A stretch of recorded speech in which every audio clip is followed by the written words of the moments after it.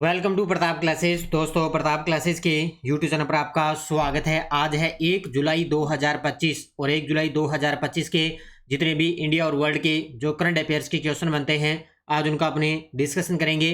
पूरा वीडियो ध्यान से देखना और लास्ट में आपसे क्वेश्चन पूछूंगा जिनके जवाब आपको कॉमेंट बॉक्स में देना होगा। आज अपने पढ़ेंगे हॉकी इंडिया मास्टर्स कप 2025 पुरुष व महिला का खिताब किसने जीता, रिसर्च एंड एनालिसिस विंग यानी कि रो के नए प्रमुख कौन बने हैं, और अमित शाह ने राष्ट्रीय हल्दी बोर्ड के नए मुख्यालय का किया है उद्घाटन। इनकी आज हम चर्चा करेंगे पूरे लेटेस्ट न्यूज़ के साथ में। डेली आपको सुबह, अब इस क्लास का टाइम रहेगा अपने सुबह 7:30, क्योंकि इससे पहले अब आपको नानक क्लासेस पर 7 बजे आपको राजस्थान करंट अफेयर्स की क्लास मिलेगी और अपनी क्लास का टाइम रहेगा 7:30 पर आपको ये अब से आपको क्लास मिलेगी, क्योंकि आज 1 जुलाई है। इससे पहले आपको पहले राजस्थान करंट मिलेगा, उसके बाद में 7:30 पर आपको इंडिया वर्ल्ड की करंट अफेयर्स की क्लास आपको मिलेगी। दो टाइम फिक्स कर लेना, एक पूरे 7 बजे और एक 7:30 पर। तो करते हैं स्टार्ट आज की क्लास। 1 जुलाई 2025। सबसे पहले हम करेंगे कल के क्वेश्चनों को रिवाइज। कल हमने पढ़ा धर्म चक्रवर्ती की उपाधि प्रधानमंत्री मोदी जी को किस धर्म गुरु के शताब्दी समारोह में प्रदान की गई। आचार्य श्री 108 विद्यानंद जी महाराज। किस राज्य को राष्ट्रीय उद्यानों और संरक्षित क्षेत्रों के प्रबंधन प्रभावशीलता मूल्यांकन 2020 से 25 चक्र के अंदर भारत का सर्वोत्तम प्रदर्शन करने वाला राज्य घोषित किया गया। केरल को। भारत में वैश्विक आलू अनुसंधान केंद्र किस शहर में स्थापित किया जाएगा। आगरा में। 2024 केरल साहित्य अकादमी पुरस्कार में सर्वश्रेष्ठ उपन्यास का पुरस्कार किस लेखक को उनकी कृति आणों के लिए मिला। GR इंदुगोपन को मिला। उज्बेकिस्तान चेस कप मास्टर्स 2025 की जीत के साथ प्रज्ञानंदा ने किस भारतीय ग्रैंड मास्टर को लाइव रैंकिंग में पीछे छोड़ा। डी गुकेश। जुलाई 2025 में ब्राजील में होने वाले ब्रिक्स सम्मेलन में किस देश के राष्ट्रपति शामिल नहीं होंगे। चीन के। आदि कर्मयोगी कार्यक्रम किस मंत्रालय द्वारा शुरू किया गया। जनजातीय कार्य मंत्रालय। भारत के पूर्व G20 शेरपा अमिताभ कांत को कनाडा के किस अंतर्राष्ट्रीय निवेश कंपनी में सीनियर एडवाइजर नियुक्त किया गया। फेयरफैक्स फाइनेंशियल होल्डिंग्स लिमिटेड में। भारत की पहली समुद्री क्षेत्र केंद्रित गैर बैंकिंग वित्तीय company Sagarmala finance corporation limited का उद्घाटन किस केंद्रीय मंत्री ने किया। सर्बानंद सोनोवाल ने। तो ये थे कल के क्वेश्चनों का रिवाइज हमने कर लिया है, और ये अपनी वार्षिक करंट अफेयर 2025 की टेस्ट सीरीज है। इसमें आपको डेली क्लास का टेस्ट मिलता है, डेली PDF मिल जाती है, वीकली टेस्ट आपको मिल चुका है और मंथली टेस्ट। और आज आपको शाम को मिलेगी 4 बजे, शाम को 4 बजे आपको मिलेगी पूरे जून महीने की क्लास। यूट्यूब पर आपको लाइव क्लास पूरे जून महीने की क्लास आपको मिलेगी। लगभग अपने टॉप 100 से ज़्यादा जो है जून महीने का रिवीजन करने वाले हैं। तो शाम को तैयार रहना, अच्छे तरीके से आपको क्लास मिलेगी। और टेस्ट आपको मंथली टेस्ट मिल जाएगा कल तक है, और मंथली PDF भी आपको 2 से 3 जुलाई के आसपास है मिल जाएगी। तो ज़रूर ज्वाइन कर लेना अच्छे तरीके से, और वार्षिक करंट अफेयर जरूर ज्वाइन कर लेना। ये आपको मात्र 50 रुपये के अंदर पूरे 1 साल का करंट आपको मिलता है। तो करते हैं स्टार्ट आज की क्लास। सभी साथी एक बार कर दें सेशन को लाइक शेयर। सभी साथियों को गुड मॉर्निंग, प्यार भरा नमस्कार। पहला क्वेश्चन देखो आपके सामने। हॉकी इंडिया मास्टर्स कप 2025 के उद्घाटन संस्करण में महिला और पुरुष वर्ग का खिताब किसने जीता है। देखो, मैंने बताया था 18 से लेकर 27 जून तक चेन्नई के अंदर हॉकी इंडिया मास्टर्स कप 2025 का आयोजन हुआ था, 18 से 27 जून। तो इसके पहले संस्करण में महिला और पुरुष वर्ग का खिताब किसने जीता है। तो इसमें देखो, महिला की बात करें तो महिला के अंदर जीता है ओडिशा हॉकी एसोसिएशन ने, और पुरुषों के अंदर किसने जीता, तमिलनाडु हॉकी यूनिट ने पुरुषों के अंदर वर्ग का खिताब जीता है। दोनों अलग अलग पढ़ लेना। महिला के अंदर जीता है ओडिशा हॉकी एसोसिएशन ने, और पुरुष वर्ग का खिताब जीता है तमिलनाडु हॉकी यूनिट ने। उत्तर हो जाएगा ऑप्शन नंबर B। देखो डिटेल। आयोजन की अवधि 18 से 27 जून 2025। आयोजन स्थल mayor Radha Krishnan hockey stadium Chennai Tamil Nadu के अंदर। ये स्टेडियम ध्यान रखना बहुत बार एग्जाम के अंदर पूछा जाता है। तो मेहर राधा कृष्णन हॉकी स्टेडियम चेन्नई। पुरुष वर्ग में 12 टीमें थी और महिला वर्ग में 8 टीमें शामिल थी। महिला वर्ग का विजेता hockey association of Odisha. Final में किसको रहा, पंजाब को 1-0 से रहा महिला वर्ग ने। और पुरुष वर्ग का विजेता हॉकी यूनिट ऑफ तमिलनाडु, इन्होंने फाइनल में हॉकी महाराष्ट्र को 5-0 से हराया था। अब दोनों चीजें मैंने बता दी। महिला वर्ग में उड़ीसा ने जीता पंजाब को हराकर, और पुरुष वर्ग में तमिलनाडु ने जीता महाराष्ट्र को हराकर। तो कहां पर आयोजन हुआ? चेन्नई के अंदर 18 से लेकर 27 जून 2025। केंद्र सरकार ने पंजाब कैडर के 1989 बैच के आईपीएस अधिकारी पराग जैन को निम्न में से किस पद पर नियुक्त किया है? काफी चर्चा में है ये शख्स, आपके सामने देख सकते हो। तो केंद्र सरकार ने पंजाब कैडर के ये 1989 बैच के आईपीएस अधिकारी हैं पराग जैन, इनको नियुक्त किया है कि इसमें रिसर्च एंड एनालिसिस विंग का प्रमुख इनको नियुक्त किया है। तो उत्तर क्या हो जाएगा इसका? Option number C, research and analysis wing का प्रमुख नियुक्त किया है। काफी चर्चा में है, ध्यान रखना, नई नियुक्ति हुई है आपके सामने। नाम है इनका पराग जैन। तो पंजाब के 1989 बैच के भारतीय पुलिस सेवा अधिकारी नियुक्ति पद रिसर्च एंड एनालिसिस विंग के नए प्रमुख बने हैं। पूर्ववर्ती अधिकारी थे रवि सिन्हा, जिनका कार्यकाल समाप्त हो गया 30 जून 2025 को। अब 1 जुलाई से ये अपना कार्यभार आज से संभालेंगे। रवि सिन्हा का पराग जैन का कार्यभार ग्रहण 1 जुलाई 2025 और 2 साल का निश्चित कार्यकाल इनका रहेगा, यानी कि आगामी 2 साल तक ये इस पद पर रहेंगे। पराग जैन की नियुक्ति ऐसे समय में हुई है जब भारत के ने एक उच्च स्तरीय खुफिया और सैन्य अभियान ऑपरेशन सिंदूर को अंजाम दिया, यानी कि पराग जैन की जो नियुक्ति है वो ऐसे समय पर हुई है जब भारत ने उच्च स्तरीय खुफिया और सैन्य अभियान ऑपरेशन सिंदूर को अंजाम दिया था, तब इनको नियुक्त कर दिया। तो इससे पहले रवि सिन्हा थे और अब इनको पराग जैन को नियुक्त किया है। रिसर्च एंड एनालिसिस विंग के नए प्रमुख बने हैं। अगला देखो, केंद्रीय गृह मंत्री अमित शाह ने 30 जून 2025 को किस राज्य में राष्ट्रीय हल्दी बोर्ड के मुख्यालय का उद्घाटन किया है? ये देखो आपके सामने तस्वीर के अंदर हमारे गृह मंत्री हैं अमित शाह जी। इन्होंने राष्ट्रीय हल्दी बोर्ड के मुख्यालय का उद्घाटन किया है तेलंगाना के अंदर। सॉरी, कहाँ पर किया है? ऑप्शन नंबर डी, तेलंगाना के अंदर इसका उद्घाटन किया है। कहाँ पर है? तेलंगाना में एक शहर है निजामाबाद। कौन सा? निजामाबाद एक शहर है, वहां पर राष्ट्रीय हल्दी बोर्ड के मुख्यालय का उद्घाटन किया है। तो उद्घाटन तिथि 30 जून 2025, गृह मंत्री अमित शाह जी। स्थान याद रखना, निजामाबाद तेलंगाना में। इस बोर्ड का उद्देश्य हल्दी उत्पादन को बढ़ावा देना, ब्रांडिंग और पैकेजिंग को बेहतर बनाना, अनुसंधान और नवाचार को प्रोत्साहित करना, ये उसका उद्देश्य है। वैश्विक व्यापार और निर्यात को बढ़ाना। सरकारी वित्तीय सहायता 200 करोड़ रुपए, इसमें इतनी है 200 करोड़ रुपए। और हल्दी निर्यात लक्ष्य रखा है भारत ने 2030 तक $1 बिलियन का लक्ष्य रखा है, यानी कि लगभग 8300 करोड़ रुपए में लगभग। और भारत है वो दुनिया का सबसे बड़ा हल्दी उत्पादक और निर्यातक देश है। तो याद रखना ये चीजें अच्छे तरीके से। हल्दी निर्यात लक्ष्य रखा है भारत ने 2030 तक $1 बिलियन का, और भारत है वो दुनिया का सबसे बड़ा हल्दी उत्पादक और निर्यातक देश है। तो तेलंगाना के अंदर अमित शाह जी ने हल्दी बोर्ड का उद्घाटन राष्ट्रीय हल्दी बोर्ड का उद्घाटन किया है निजामाबाद तेलंगाना में।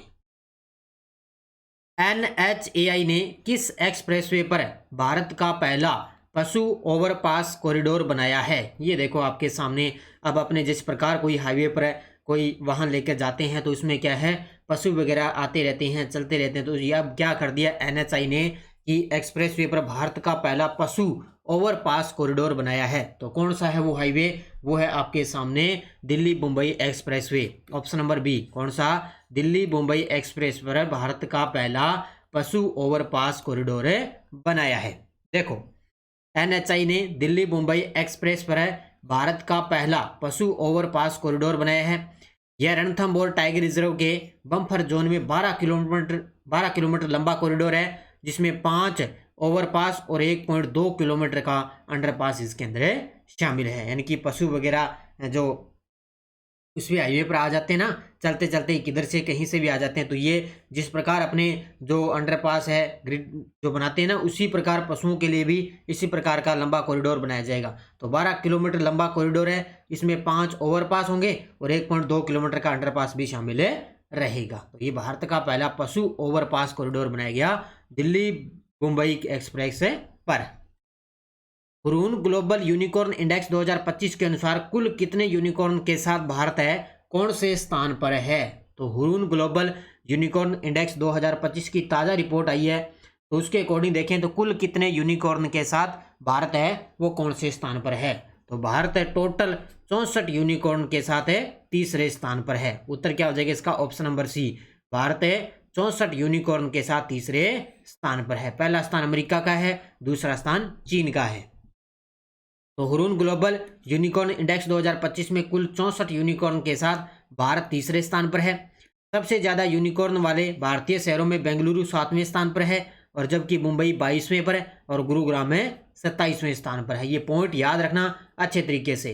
तो सबसे ज़्यादा यूनिकॉर्न वाले भारतीय शहरों में बेंगलुरु 7वें स्थान पर, मुंबई 22वें स्थान पर, और गुरुग्राम में 27वें स्थान पर। और भारत का स्थान कौन सा आ गया? भारत का तीसरा स्थान है। बस साथ साथ में ये चीज़ें मैं जो करवा रहा हूँ ना, बस एक दो बार रिवीजन करते जाओ, याद ही हो जाना चाहिए अच्छे तरीके से।